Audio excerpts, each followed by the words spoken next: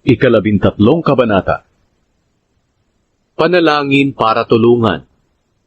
Panginoon, hanggang kailan niyo ako kalilimutan? Kalilimutan niyo ba ako habang buhay? Hanggang kailan ba kayo magtatago sa akin? Hanggang kailan ko dadalhin itong mga pangamba ko?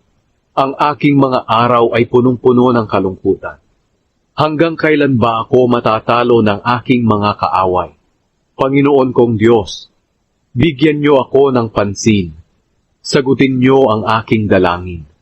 Ibalik niyo ang ningning sa aking mga mata, upang hindi ako mamatay, at upang hindi masabi ng aking mga kaaway na natalo nila ako, dahil tiyak na magagalak sila kung mapahamak ako.